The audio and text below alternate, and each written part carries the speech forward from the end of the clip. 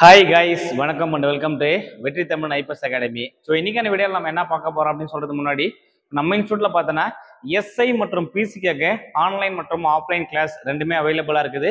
So குறைந்த கட்டணத்தை நிறைவான பயிற்சி. ஸோ நமக்கு வந்து பார்த்தோன்னா உங்களுக்கு வந்து பார்த்தோன்னா தேவை அப்படின்னா நீங்கள் டிஸ்கிரிப்ஷன் கொடுத்த நம்பர் கால் பண்ணி உங்கள் டீட்டெயில்ஸ் வந்து கேட்டுக்கலாம். சரியா? இது மட்டும் இல்லாமல் எஸ்ஐ மற்றும் பிசிக்காக டெஸ்ட் பேட்சஸ் ஆல்சோ அவைலபிளா இருக்குது. சரியா? உங்களுக்கு வந்து டெஸ்ட் பேட்சஸுமே வந்து பார்த்தீங்கன்னா அவைலபிளாக இருக்குது. ஸோ நீங்கள் ஆன்லைன் கிளாஸ் அல்லது ஆஃப்லைன் கிளாஸ் இல்லை டெஸ்ட் பேட்ச் எது வேணாலும் சரி நீங்கள் வந்து ஜாயின் பண்ணிக்கலாம். சரிங்களா?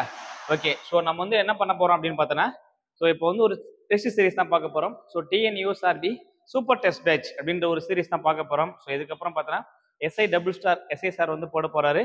ஸோ இந்த சூப்பர் டெஸ்ட் பேட்ச் வந்து பார்த்தோன்னா என்னுடைய மேற்பார்வையில் நான் வந்து உங்களுக்கு வந்து சூப்பர் டெஸ்ட் பேட்ச் வந்து இதுக்கப்புறம் கொடுக்க போகிறேன். சரியா? ஸோ இது நான் எப்போல்லாம் வந்து பார்த்தோன்னா கிளாஸ் வரணும் அப்போல்லாம் உங்களுக்கு வந்து பார்த்தீங்கன்னா ஸோ இந்த கிளாஸ் வந்து அவைலபிளாக இருக்கும். சரியா? Okay. Super test batch. So நீங்கள் என்ன பண்ண போறீங்கன்னா ரெகுலராக நீங்கள் வந்து கிளாஸ் வந்து ஆன்சர் பண்ணிகிட்டே வாங்க. ஸோ நான் இதுக்கப்புறம் இது மேக்ஸிமம் பார்த்தா ரெக்கார்டட் வீடியோ மாதிரி தான் உங்களுக்கு வந்து அவைலபிளாக இருக்கும். ஸோ நீங்களும் கூட வந்து பார்த்தீங்கன்னா ஆன்சர் பண்ணிகிட்டே வாங்க. எத்தனை கொஸ்டினுக்கு சரியான ஆன்சர் போடுறீங்க அப்படின்றத மறக்காம கமெண்ட் பாக்ஸில் மென்ஷன் பண்ணி விடுங்க. சரியா? என்ன பெருசாக சொல்ற போறாங்கன்னு யோசிக்காத. சரியா? நம்ம கீழே கிடையாது சாதாரண குப்பையாக இருந்தாலும் சரி, இந்த குப்பையை பிரித்து பார்த்தா ஏதோ ஒரு வார்த்தைகள் நமக்கு உதவ இருக்கும். அதே மாதிரி தான் ஸோ நம்ம போடுற ஒவ்வொரு வீடியோ பார்த்தோன்னா ஏதோ ஒரு மாணவர்களுக்கு எங்கேயோ ஒரு வகையில் பயனுள்ள வகையில் அமைகிற மாதிரி தான் என்ன பண்ணோம் நம்ம வந்து கிளாஸ் வந்து கொடுத்துக்கிட்டு இருக்கோம். ஸோ அந்த வகையில் இனி நம்ம சூப்பர் டெஸ்ட் பேட்சோட ஒரு கிளாஸ் தான் பார்க்க போகிறோம். சிக்ஸ்த்து ஓவரால் தான் வந்து பார்க்க போகிறோம். ஸோ இது கண்டிப்பாக யூஸ்ஃபுல்லாக இருக்கும். இந்த வீடியோ பிடிச்சிருந்துச்சு அப்படின்னாக்கா மறக்காம ஒரு லைக் பண்ணி விடுங்க. ஓகேவா? ஓகே, பார்க்கலாம். சிக்ஸ்த்து தமிழ், சயின்ஸ், சோசியல் எல்லாம் கவர் பண்ண மாதிரி தான் ஒரு 50 கொஸ்டின் வந்து டிஸ்கஸ் பண்ண போகிறோம். ஓகே. இங்கிலாந்தின் முதுகெலும்பு என அழைக்கப்படுவது, இங்கிலாந்தோடைய முதுகெலும்பு என அழைக்கப்படுவதுன்னு பார்த்தோன்னா பனைன் சிட்டி வந்து கொடுத்துருப்பாங்க. ஏன்னா இங்கே தான் வந்து கனிம வளங்கள் அதிகமாக நிறைந்த பகுதி இருக்கிறதால அதோடைய பொருளாதாரத்தில் வந்து பார்த்தீங்கன்னா முதுகெலும்பாக கருதப்படுகிறது. சரிங்களா? இப்போ ஹெல்ப்ரஸ், மொனாக்கோ, மேட்ரான் அப்படின்னு சொல்லும்போது வடிவத்திற்கு புகழ்பெற்ற மலை அப்படின்னு சொல்லும்போது மேட்டரான் அப்படின்னு போயிருப்பாங்க. இது மேசை நிலங்கள், சதுப்பு நில பகுதி அந்த மாதிரி போயிருப்பாங்க. எல்ப்ரஸ் அப்படின்னு சொல்லும்போது ஐரோப்பியின் உயரமான சிகரம் எல்ப்ரஸ் கருதப்படுகிறது. சரியா? அடுத்து யுரேனஸ் கோளின் மிகப்பெரிய துணைக்கோள் இது. யுரேனஸ் அப்படின்னு கொடுக்கும்போது மிகப்பெரிய துணைக்கோள் டைட்டானியா. இதுதான் பார்த்தோன்னா மிகப்பெரிய துணைக்கோள். சூரிய குடும்பத்திலே மிகப்பெரிய துணைக்கோள் அப்படின்னு சொல்லும்போது கேனிமீடு. இது வந்து பார்த்தோன்னா விழாயனோட துணைக்கோள். விழாயனுடைய துணைக்கோள் இதுதான் சூரிய குடும்பத்தில் மிகப்பெரிய துணைக்கோள். இப்போ சனி அப்படின்னு சொல்லும்போது டைட்டன். சனியோட துணைக்கோள் வந்து டைட்டன் அப்படின்னு போயிருப்பாங்க. யுரேனஸ்னா டைட்டானியா. யுரேனஸ் வந்து டைட்டானியா போயிருப்பாங்க. அடுத்த கொஸ்டின் நம்பர் 3. வெள்ளி தன்னைத்தானே சுற்றி கொள்ள எத்தனை நாட்கள் ஆகிறது? தெளிவா மென்ஷன் பண்ணிட்டாங்க. எத்தனை நாட்கள் அப்படின்னு கொடுத்துட்டாங்க. ஸோ 243 நாட்கள். இது வந்து பார்த்தீங்கன்னா வெள்ளி தன்னைத்தானே சுற்றி கொள்ள 243 நாட்கள் ஆகிறது. ஸோ இது வந்து பார்த்தோன்னா பூமி தன்னைத்தானே சுற்றி கொள்ள 24 மணி நேரம் ஆகிறது. சரியா? 23 மணி நேரம் 56 நிமிடங்கள் அப்படின்னு போயிருப்பாங்க. மிக சிறிய பெருங்கடல் எது அப்படின்னு போயிருப்பாங்க. ஸோ கடல்களை மொத்தமா 5ஆ டிவைட் பண்ணாங்க. கடலை 5ஆ டிவைட் பண்ணியிருப்பாங்க. நிலங்களை 7ஆ பிரிச்சிருப்பாங்க. 7 நிலப்பரப்புக்கு கண்டங்களாகவும் 5 கடல்கள் வந்து பார்த்தீங்கன்னா பெருங்கடல்களாகவும் பிரிச்சிருப்பாங்க. அதுல மிகப்பெரிய பெருங்கடல் அப்படின்னு சொல்லும்போது பசிபிக் பெருங்கடல் மிக பெருசு. 2வது பார்க்கும்போது அட்லாண்டிக் பெருங்கடல். 3வது பெருங்கடல் சொல்லும்போது இந்திய பெருங்கடல். 4வது பெருங்கடல் பார்த்தோன்னா அண்டார்டிக். 5வது ஆர்டிக். இருக்கிறதுலே மிக சிறிய பெருங்கடல் அப்படின்னு சொல்லும்போது ஆர்டிக் பெருங்கடல். இதுதான் மிக சிறிய பெருங்கடலாக அறியப்படுகிறது. சரியா? Question number 5. கீழ்கண்டவற்றில் புதுப்பிக்கக்கூடிய வளங்கள் இல்லாதது. புதுப்பிக்கக்கூடிய வளங்கள் அப்படின்னா ஒரு வாட்டி பயன்படுத்திட்டு காலி ஆயிடுச்சுன்னா மீண்டும் ரீப்ரொடியூஸ் பண்ண முடியும் அப்படின்னா அது புதுப்பிக்கக்கூடியவை. நீங்க என்ன சொல்லுங்க? புதுப்பிக்கக்கூடிய வளங்கள் இல்லாதது எது அப்படின்னு கேட்டா என்ன பண்றது? ஒரு வாட்டி காலி ஆயிடுச்சுன்னா மீண்டும் பயன்படுத்த இயலாதவை. இது வந்து பார்த்தீங்கன்னா புதுப்பிக்க இயலா வளங்கள் எது அப்படின்னு கேட்டுக்கிறாங்க. ஸோ நீர் புதுப்பிக்கலாம், காற்று புதுப்பிக்கலாம். ஆனால் என்ன பண்ணுறது? கேஸ், இயற்கை வாஸ் என்ன பண்ணுறது? இதை புதுப்பிக்க முடியாது. சூரிய ஒளி புதுப்பிக்கலாம். ஸோ ஆன்சர் ஆப்ஷன் சி, இயற்கை வாயு, நேச்சுரல் கேஸ். ஸோ என்ன பண்ண முடியாது? எல்பி சிலிண்டர்லாம் இருக்குல்ல அதெல்லாம் காலி ஆயிடுச்சுன்னா திரும்ப ப்ரொடியூஸ் பண்ண முடியாது. Question number 6. ஆசியாவை வட அமெரிக்காவிலிருந்து பிரிப்பது எது அப்படின்னு சொல்லும்போது பேரிங் நீர்ச்சந்தி. இதுதான் என்ன பண்ணும்போது ஆசியாவை வட அமெரிக்காவில் வந்து பிரிப்பதுன்னா பேரிங் நீர்ச்சந்தி. பாக் நீர்ச்சந்தி அப்படின்னு சொல்லும்போது இந்தியாவையும் இலங்கையும் பிரிக்கக்கூடியதான் எது? பாக் நீர்ச்சந்தி அல்லது பாக் ஜலசந்தி அப்படின்னு போயிருப்பாங்க. இந்த சூயஸ் கால்வாய் அப்படின்னு கொடுக்கும்போது இது பார்த்தோன்னா ஸோ ஆப்பிரிக்கா டு ஆசியாவை பிரிக்கிறது எது அப்படின்னு பார்த்தோன்னா ஸோ ஆப்பிரிக்காவையும் ஆசியாவையும் பிரிக்கிறது அப்படின்னு சொல்லும்போது சூயஸ் கால்வாய் குறிப்பிட்டிருப்பாங்க. சரிங்களா? அடுத்த கொஸ்டின் போலாம். Question number 7. அறிவு மலர்ச்சி காலத்தை நட்சத்திரங்களின் மழை என்று கூறியவர் யார் அப்படின்னு சொல்லும்போது வில் டூராண்ட் அவர்கள் தான் குறிப்பிட்டிருப்பாங்க. இந்த அறிவு மலர்ச்சி காலம் அப்படின்னு சொல்லும்போது கிமு 6ஆம் நூற்றாண்டு, கிமு 6ஆம் நூற்றாண்டு தான் நினைப்பாங்க அறிவு மலர்ச்சி காலம் என்று அழைக்கப்படுகிறது. ஸோ இது வந்து பார்த்தீங்கன்னா இது நட்சத்திரங்களின் மழை அப்படின்னு விவரித்தவர் யார் அப்படின்னு பார்த்தீங்கன்னா வில்டூராண்ட், வரலாற்று ஆசிரியர் வில்டூராண்ட் அவர்கள் தான் குறிப்பிட்டிருப்பாங்க. சார் ஜான் மார்ஷல் அப்படின்னு கொடுக்கும்போது இவரும் நினைப்பாங்க ஸோ ஹரப்பாவிற்கும் மொகஞ்சதாயருக்கும் இடையான பொதுவான அம்சங்களை விவரித்தவர் தான் யாரு, சர் ஜான் மார்ஷல் அவர்கள் குறிப்பிட்டிருப்பாரு. இப்போ யுவான் சுவாங் அப்படின்னு சொல்லும்போது புனித பயணிகளின் இளவரசன் அப்படின்னு போயிருப்பாங்க. சரியா, இவர் தான் யுவான் சுவாங். பாகியர் அப்படின்னு சொல்லும்போது சீன பயணி. பாகியர் என்ன பண்ணியிருப்பாரு, வரைக புரிஞ்சு பௌத்த துறவியா இருந்திருப்பாங்க. அடுத்து கொஸ்டின் நம்பர் 8, ராஜகிருதத்தில் புத்த சமய மாநாடு நடத்தியவர் யார்? ராஜகிருதம் அப்படின்னு சொல்லும்போது அஜாத சத்ரு முதல் புத்த மாநாடு நடத்தியவர். சரியா, ராஜகிருதம் அஜாத சத்ரு முதல் புத்த மாநாடு. இரண்டாவது புத்த மாநாடு சொல்லும்போது காலசோகா, இவர்தான் நினைப்பாரு இரண்டாவது புத்த மாநாடு நடத்தியிருப்பாரு. ஸோ மூணாவது புத்த மாநாடு பார்த்தோன்னா அசோகர் எங்க நடத்திருப்பாரு, பாடலிபுத்திரம். சரியா, இது காலசோகா அவர் வந்து நடத்தியிருப்பாரு. ஸோ மூணாவது புத்த மாநாடு அசோகர் பாடலிபுத்திரத்துல கூட்டியிருப்பாரு. நாலாவது புத்த மாநாடு கனிஷ்கர் காஷ்மீர், கனிஷ்கரே காஷ்மீர்ல நடத்தியிருப்பாரு. சரிங்களா. Question number 9, Ellora Kailasanathar. Question நல்லா தெளிவா பார்க்கணும்.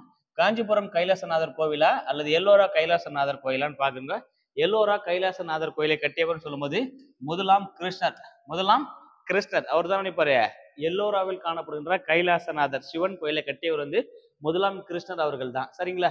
இப்ப நரசிம்மவர்மன் நந்திவர்மன் எல்லாம் போயிருப்பாங்க. இவங்க வந்து பாத்தீங்கன்னா காஞ்சிபுரம். சரியா, நரசிம்மம் அப்படின்னு சொல்லும்போது பொதுவா நாமம் போட்டவங்க தான் நரசிம்மன் சொல்லியிருப்பாங்க. ஆனா ஆப்போசிட்டா என்ன பண்ணிருப்பாங்க, கோவில் கட்டியிருப்பாங்க. சரியா, நரசிம்மவர்மன் பார்த்தோன்னா சிவன் கோயில கட்டியவர், இது காஞ்சிபுரம் கைலாசநாதர். சரியா, காஞ்சிபுரம் கைலாசநாதர் கோயிலை கட்டியவர் இரண்டாம் நரசிம்மவர்மன்.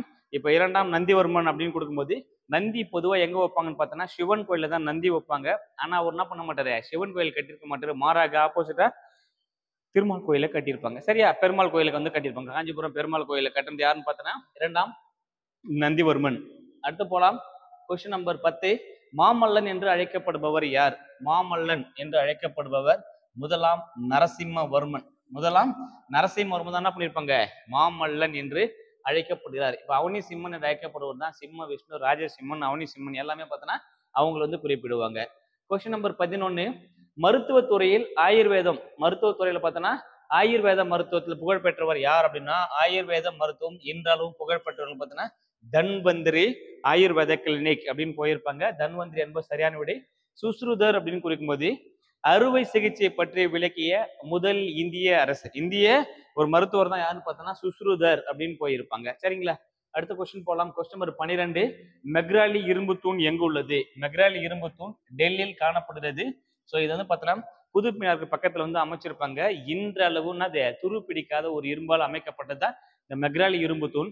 அதை நிறுவியவர் யார் அப்படின்னு சொல்லும்போது இரண்டாம் சந்திரகுப்தர். இரண்டாம் சந்திரகுப்தர்கள் வந்து நிறுவியிருப்பாங்க. ஸோ யாருடைய புகழை பறைசாற்றுறது அப்படின்னா முதலாம் சந்திரகுப்தருடைய புகழை பறைசாற்றுவதற்காக இரண்டாம் சந்திரகுப்தரால் நிறுவப்பட்டதுதான் எது, ஸோ இந்த மெக்ராலி இரும்பு தூண். அலகாபாத் கல்தூன் அப்படின்னு சொல்லும்போது முதலாம் பார்த்தோன்னா சமுத்திரகுப்தரால் நிறுவப்பட்டதா எதுன்னு பார்த்தோன்னா அலகாபாத் கல்தூன். அதுல வந்து பார்த்தோன்னா பிரியாக மெய்கீர்த்தி என்ன நினைப்பாங்க, ஸோ அவருடைய அரிசேனர் அவருடைய அவைக்கள புலவராக இருந்திருப்பார். அவர் வந்து பார்த்தோன்னா அவருடைய புகழை வந்து பார்த்தோன்னா கல்வெட்டுல செதுக்கின்ற பேர் தான் மெய்கீர்த்தி அப்படின்னு அழைப்பாங்க. சரிங்களா. ஓகே, அடுத்து போலாம்.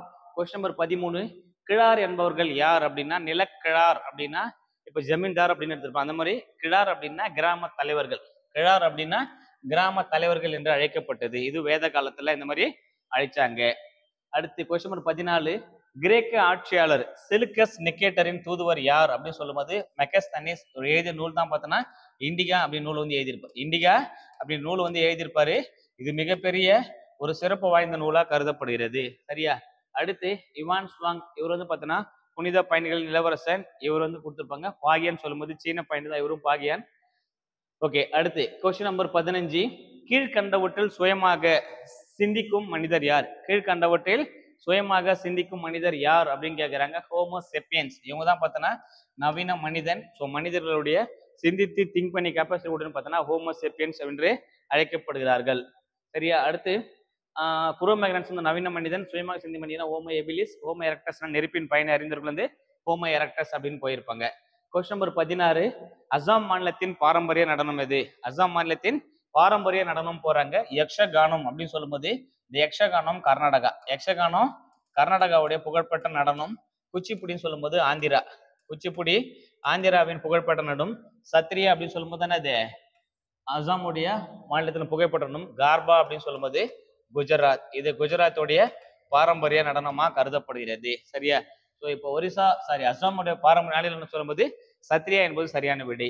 தமிழ்நாட்டுக்கான பாரம்பரிய நடனம் எது? ஸோ உங்களுக்கான கேள்வி, தமிழ்நாட்டின் மாநில நடனம் எது? ஸோ மறக்காம ஆன்சரை கமெண்ட் பாக்ஸ்ல மென்ஷன் பண்ணி விடுங்க. சரிங்களா? அடுத்த கொஸ்டின் போலாம். கொஸ்டின் நம்பர் 17, இந்திய அரசமைப்பு நிர்ணய மன்ற ஆலோசகர் யார்? நிர்ணய மன்றத்தோட ஆலோசகர் யார் அப்படின்னு கேட்கிறாங்க. BN ராவ் அவர்கள். BN ராவ் அவர்கள் தான் ஆலோசகராக இருந்திருப்பாரு. கிருஷ்ணமாரி, KM முன்சி எல்லாம் பார்த்தீங்கன்னா துணைத் தலைவர்களா இருந்திருப்பாங்க. அவங்களாம் அரசியல் மன்றத்தோட நிர்ணய மன்றத்தோட துணைத் தலைவர்கள்னா கிருஷ்ணமாச்சாரி, KM முன்சி அவங்களாம் இருந்திருப்பாங்க. கொஸ்டின் நம்பர் 18, மைக்ரோகிராஃபியா என்ற நூலை வெளியிட்டவர் யார்? மைக்ரோகிராஃபியா நூலை வெளியிட்டவர் ராபர்ட் ஹூக் அவர்கள். இவர் தான் பார்த்தோன்னா செல்லை கண்டுபிடிச்சிருப்பாரு.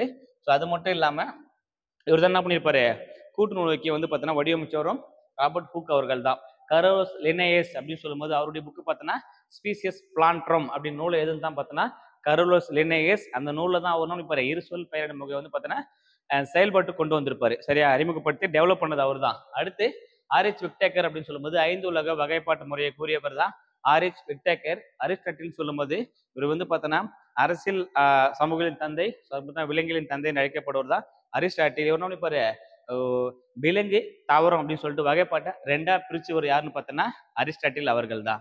சரியா? அடுத்து செல்லின் புரதத்தை சேமிப்பது எது? செல்லோட புரதச்சத்து, செல்லின் புரத கிடங்கு என்று அழைக்கப்படுவது ரிபோபிளாசம். இப்ப வந்து பசுங்கணிகம் அப்படின்னு சொல்லும்போது உணவு தொழிற்சாலை. செல்லின் உணவு தொழிற்சாலை என்று அழைக்கப்படுவது எதுன்னு பார்த்தோன்னாக்கா ஸோ பசுங்கணிகம். ஏன்னா அதுதான் என்ன பண்றாங்க, ஸோ நம்ம வந்து பார்த்தோன்னா ஒரு பச்சையம் இருந்தால் தான் என்ன பண்ண முடியும், உணவை தனக்கு தேவையான உணவை சூரிய ஒளி மூலம் தானே சேகரித்துக் கொள்ள முடியும். அதுக்கு முக்கியமான உறுப்பு பசுங்கணிகம், குளோரோபில். சரியான பசுங்கணிகம். அதனால இது உணவு தொழிற்சாலை அப்படின்னு அழைக்கப்படுவதுதான் எதுன்னு பார்த்தோன்னா பசுங்கணிகத்தை குறிப்பிட்டிருப்பாங்க. சரியா? இப்போ வந்து பார்த்தோன்னா சைட்டோபிளாசம் அப்படின்னு சொல்லும்போது செல்லின் நகரும் பகுதி. செல்லின் நகரும் பகுதி என்று அழைக்கப்படுவதுதான் எது, சைட்டோபிளாசத்தை குறிப்பிடுவாங்க. கொஸ்டின் நம்பர் 20, பீனியல் சுரப்பி எங்க அமைந்துள்ளது? சுரப்பி மண்டலம் முக்கியமான ஒரு டாபிக் தான்.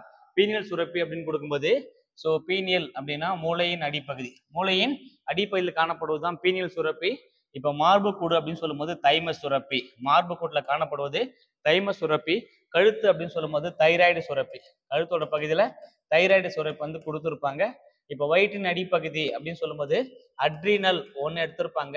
இன்னொன்று பார்த்தோன்னா இதுக்கும் கீழே இறங்குவது என்ன பண்ணியிருப்பாங்க, பாலின சுரப்பிகள். ஆண்களுக்கு வந்து பார்த்தோன்னா இடுப்பு கீழே பார்த்தோன்னா விந்து சுரப்பியும், பெண்களுக்கு வந்து பார்த்தோன்னா அண்ட சுரப்பியும் காணப்படுறது. இது எல்லாமே சுரப்பி மண்டலங்கள். அடுத்து கொழுப்பு செல்களில் உள்ள நீரின் சதவீதம். ஸோ கொழுப்பு செல் பொதுவாக எங்கன்னு பார்த்தோன்னா மூளை % இருக்கும். இதுல வந்து பார்த்தோன்னா நீர் வந்து 15% தான் காணப்படும். இது எல்லாம் பார்த்தோன்னா 85% என்னது சாம்பல் நிற கொழுப்பு. சாம்பல் நிற கொழுப்பு வந்து பார்த்தோன்னா சார்ந்தது. 15% தான் நீரின் சதவீதம் காணப்படும். கொஸ்டின் நம்பர் 22, மூச்சு குழாய் அயற்சியை குணப்படுத்த எந்த தாவரம் பயன்படுத்தப்படுறது? ஸோ ஜென்ரலா சைனஸ் எடுத்தாலும் சரி, சளி பிடிச்சாலும் சரி என்ன பண்ணுவாங்க, துளசியை வந்து யூஸ் பண்ண சொல்லுவாங்க. ஸோ ஆப்ஷன் டி துளசி என்பது சரியான விடை. இப்போ நெல்லி அப்படின்னு சொல்லும்போது விட்டமின் சி. நெல்லியில் வந்து பார்த்தோன்னா விட்டமின் சி அதிகமாக காணப்படுவதால் இதை யூஸ் பண்ணுவாங்க. மாலைக்கண் நோய்க்கும் பயன்படுத்துவாங்க. A and C ரெண்டுமே பார்த்தோன்னா இதில் கொடுத்துருப்பாங்க. குப்பை மீன் ஜென்ரலாக எதுக்கு யூஸ் பண்ணுவாங்க பார்த்தோன்னா தோல் அழற்சி. இப்போ ஸ்கின் டிசீஸ்லாம் வருது, அதுக்கு பார்த்தோன்னா இந்த குப்பை மீனையை பயன்படுத்துவாங்க. ஆலோவேரா அப்படின்னு சொல்லும்போது கற்றாழை. இது பார்த்தோன்னா வயிற்று புண்ணு தான் யூஸ் பண்ணுவாங்க. ஸோ அதுமாதிரி பார்த்தோன்னா ஸ்கின்னுக்கும் யூஸ் பண்ணுவாங்க. ப்ளஸ் தலையில போடுங்க அந்த மாதிரிலாம் பண்ணுவாங்க, அதுக்குமே யூஸ் பண்ணுவாங்க. பொதுவாக யூஸ் பண்ணுறது பார்த்தோன்னா கற்றாழை வந்து குறிப்பிட்டிருப்பாங்க. அடுத்து கொஸ்டின் நம்பர் 23, இந்தியாவில் CDRI எந்த மாநிலத்தில் அமைந்துள்ளது? 2 கான்செப்ட் தான். சென்ட்ரல் டிசாஸ்டர் ரிசர்ச் இன்ஸ்டியூட் அப்படின்னு எடுத்துட்டு போகலாம், அப்படின்னா சென்ட்ரல் ட்ரக் ரிசர்ச் இன்ஸ்டியூட் அப்படின்னு எடுத்துட்டு போயிருப்பாங்க. ஒன்று CDRI சொல்லும்போது ஒன்று புனே வந்து தலைமையிடம் வச்சிருப்பாங்க. இன்னொரு CDRI சொல்லும்போது உத்தரப்பிரதேஷ். சரியா? உத்தரப்பிரதேசத்தில் வந்து அதாவது லக்னோ பகுதி வந்து பார்த்தீங்கன்னா இருப்பாங்க தலைமையிடமா வச்சு செயல்பட்டு. உத்தரப்பிரதேஷ் லக்னோ இதான் CDRI, central drugs research institute அப்படின்னு போயிருப்பாங்க. CDRI அப்படின்னு போயிருப்பாங்க. சரியா? இன்னொன்று பார்த்தோன்னா சென்ட்ரல் டிசாஸ்டர் இன்ஸ்டியூட் இப்போ ரிசர்ச் இன்ஸ்டியூட் எடுத்துட்டு போயிருப்பாங்க. அது இன்காய்ஸ் நிறுவனம். அது எங்க இருக்குன்னு பார்த்தோன்னா நம்ம ஹைதராபாத்ல வச்சிருப்பாங்க. அதாவது சுனாமி எச்சரிக்கை மையம் இன்காய்ஸ் நிறுவனம். அடுத்து சரிங்களா? இப்போ புதுடெல்லின்னு சொல்லும்போது ஜென்ரலாக பார்த்தோன்னா பேரிடர் மேலாண்மை வாரியம் இருக்குல்ல CDRI, அதுவும் பார்த்தோன்னா புதுடெல்லிக்கு வந்து குறிப்பிட்டிருப்பாங்க. தமிழ்நாட்டோட பேரிடர் மேலாண்மை தலைமையிடும் தமிழ்நாடு கருதுவாங்க. கொஸ்டின் நம்பர் 24, மிதிவண்டி சக்கரம் டேஸ் இயக்கத்திற்கு எடுத்துக்காட்டு. மிதிவண்டி மெரிக்கும் போது பார்த்தோன்னா ஒரு வாட்டி மெரிச்சு பெடல் பண்ணி விட்டா என்ன பண்ணும்போது ஆட்டோமேட்டிக்கா சுத்திக்கிட்டே இருக்கும். அதனால இது தற்சூழ்ச்சி இயக்கம். ஒரு அச்சையை பற்றி கொண்டு ஒரே இடத்துல இயங்கக்கூடிய இயக்கம் வந்து தற்சூழ்ச்சி இயக்கம்னு போயிருப்பாங்க. ஸோ இது பெடல் மெரிச்சா என்ன பண்ணும்போது இப்படி சுத்திட்டு அந்த பால்ஸ் பார்த்தோன்னா சென்டர்ல வீல பார்த்தோன்னா இப்படி சுத்திட்டே தான் இருக்கும். அதனால இது தற்சூழ்ச்சி இயக்கத்துக்கு எடுத்துக்காட்டா தான் எடுத்துட்டு போயிருப்பாங்க. சரியா? வட்ட இயக்கம் அப்படின்னு சொல்லும்போது கோள்களை சுற்றி வரும் கோள்களை சுற்றி வரும் துணைக்கோள்கள், சூரியனை சுற்றி வரும் கோள்கள், அதுக்கப்புறம் பார்த்தோன்னா கயிற்றில் கள்ளக்கட்டு சுத்துது. இது எல்லாமே வட்ட இயக்கத்துக்கு எடுத்துக்காட்டு. சீரான இயக்கம் அப்படின்னாக்கா ஃபார் எக்ஸாம்பிள் கடிகார முள்ளு, கடல் அலை, அதுக்கப்புறம் பூமி சுத்துறது, ஸோ அதுக்கப்புறம் பார்த்தோன்னா ஹார்ட் பீட்டு, இந்த பல்ஸ் ரேட்டு, இதெல்லாமே சீரான இயக்கம். இதெல்லாமே சீரான இயக்கத்துக்கு எடுத்துக்காட்டா சொல்லலாம். கால ஒழுங்கு இயக்கமும் சீரான இயக்கமும் ஆல்மோஸ்ட் ரெண்டுமே சேமா தான் போயிருப்பாங்க. சரியா? அடுத்து 25 கீழ்கண்டவற்றில் அரிதிர் கடத்தியது. அரிதிர் கடத்தி அப்படின்னா மின்சாரத்தை கடத்தாத பொருள் தான் அரிதிர் கடத்தல் அல்லது காப்பான்கள் அப்படின்னு போயிருப்பாங்க. இப்ப குட் கண்டக்டர், செமி கண்டக்டர், நான் கண்டக்டர் அப்படின்னு போயிருப்பாங்கல்ல. ஸோ இதுல பார்த்தோன்னா குட் கண்டக்டர் அப்படின்னு சொல்லும் போது எதுனா நிக்கல் நல்லாவே மின்சாரத்தை கடத்தும். சரி, கடத்தாதுன்னு பார்த்தோன்னா மரம் கடத்தாது, எபோனைட் கடத்தாது. So option D is right answer. சரியா? ஆக்சுவலா கொஸ்டின் என்ன கேட்டுக்கிறாங்கன்னா காப்பான்கள் அப்படின்னு தான் கொஸ்டின். காப்பான்கள் என்றதுக்கு எடுத்துக்காட்டு எதுன்னு தான் போய்க்கிறாங்க. ஸோ மரமும் கடத்தாது, எபோனைட்டும் கடத்தாது. அதனால option D, A and C is right answer. இது மட்டும் தான் மின்சாரத்தை கடத்தக்கூடியது. கொஸ்டின் 26 பதங்கமாதலுக்கு எடுத்துக்காட்டு தருக.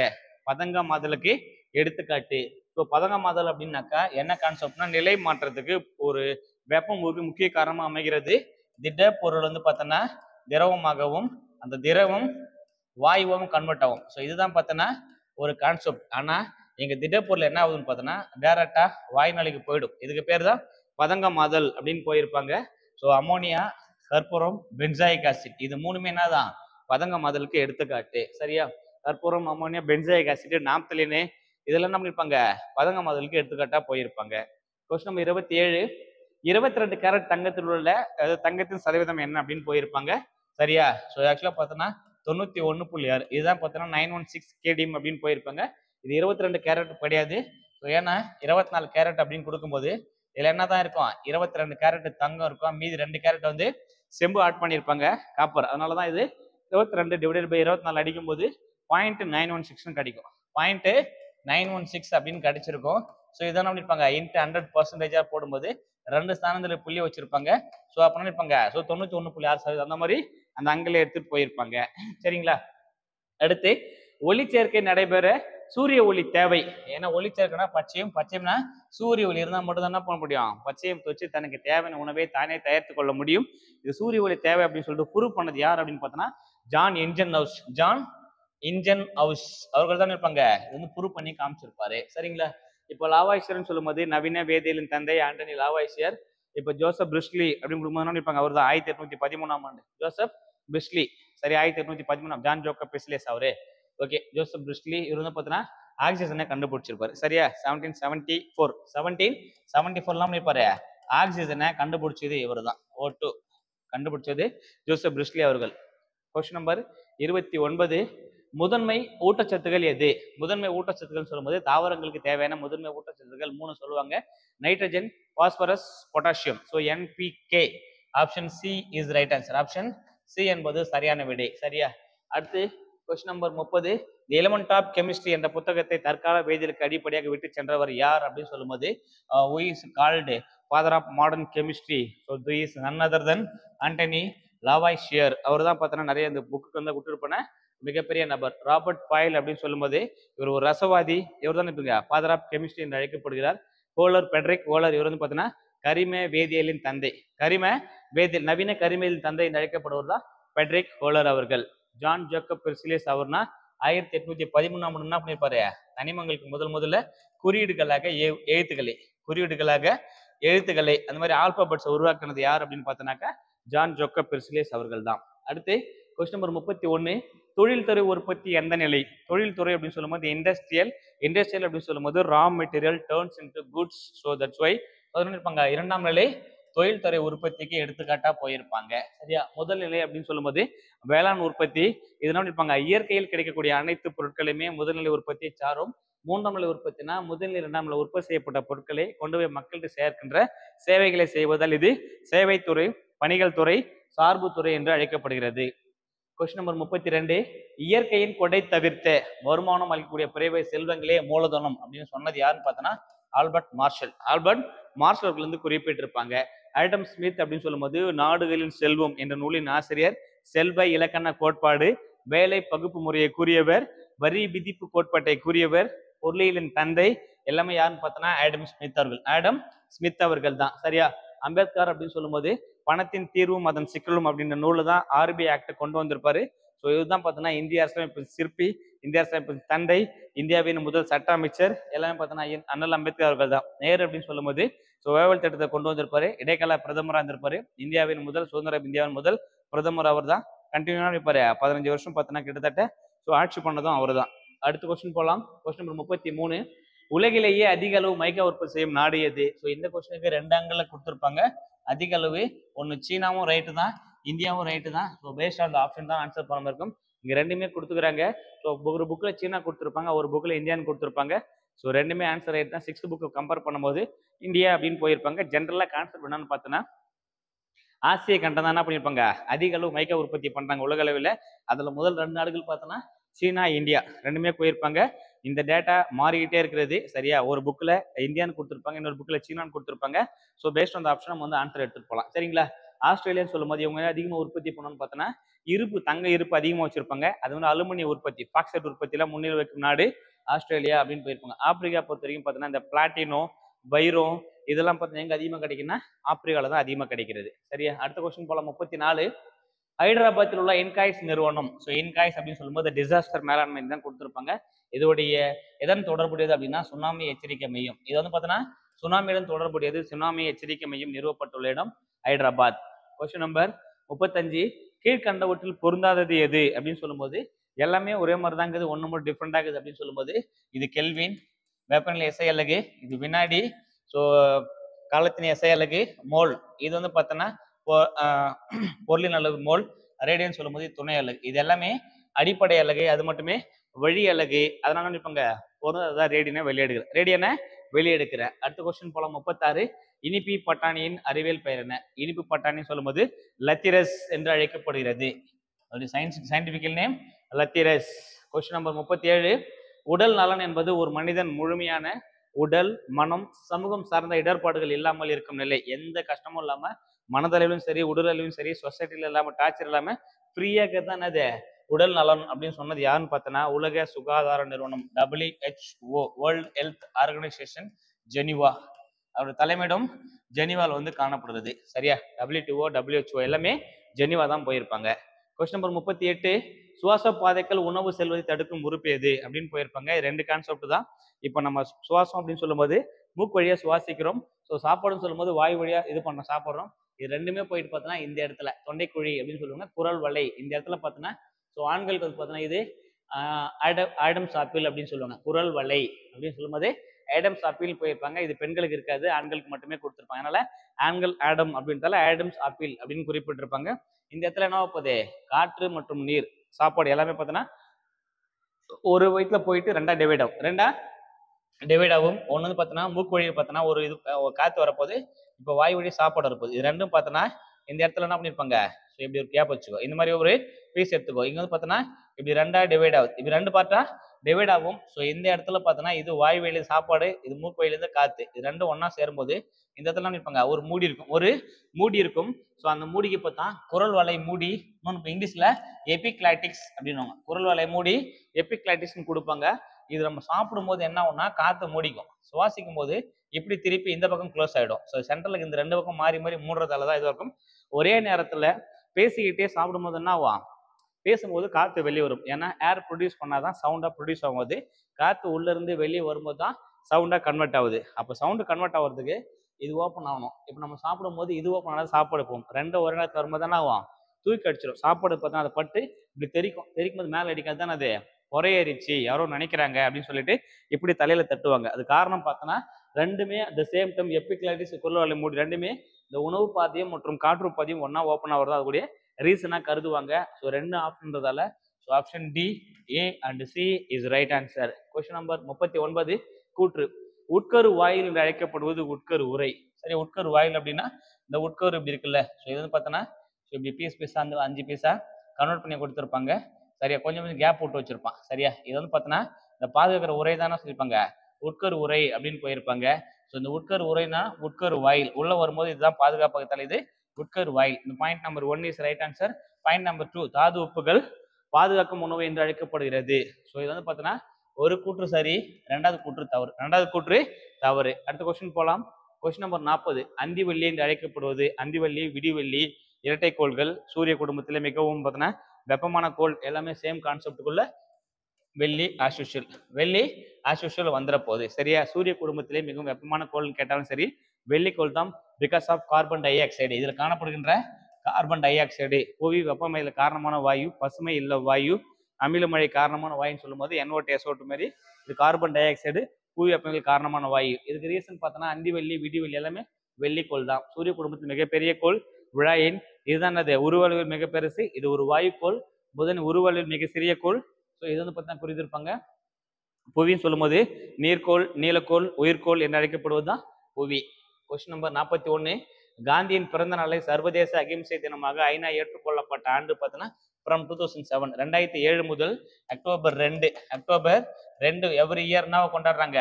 ஸோ சர்வதேச அகிம்சை தினம், சர்வதேச அகிம்சை தினமாக கொண்டாடப்படும் சொல்லிட்டு 2007 பார்த்தோன்னா அனௌன்ஸ்மெண்ட் பண்ணியிருக்காங்க. அடுத்த கொஸ்டின் போகலாம். கொஸ்டின் நம்பர் 42, அதிபர் மக்களாட்சிக்கு எடுத்துக்காட்டு தருக.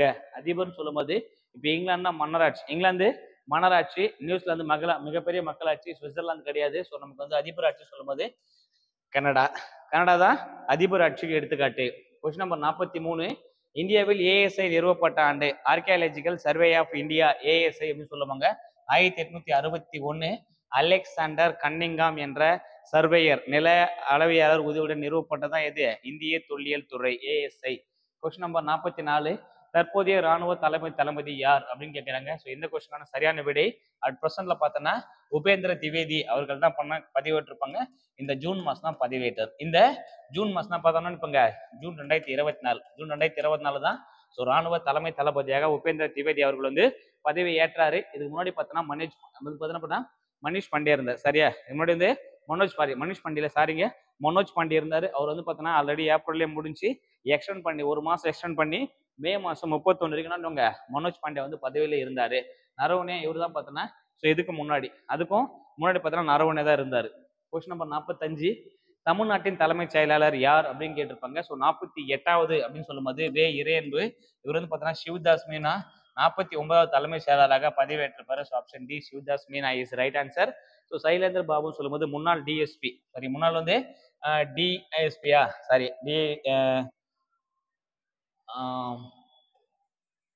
ஸோ இது வந்து பார்த்தீங்கன்னா இவர் தான் வந்து சேர் பர்சன். இது இப்போ வந்து தமிழ்நாட்டோட போலீஸோட சேர் பர்சனாக இவர் தான் இருந்திருப்பாரு. சாரி டிஎஸ்பி கிடையாது, இவர் தான் வந்து டிஜிபி, சாரி டிஜிபி, சரியா, deputy general of police, DGP. இவர் தான் பார்த்தீங்கன்னா டிஜிபி சைலேந்தர் பாபு அவர்கள் இருந்தாருங்க. இந்த இடத்துல நினைப்பாங்க இப்போ வந்து ஒரு புது நபரை செலக்ட் பண்ணியிருப்பாங்க.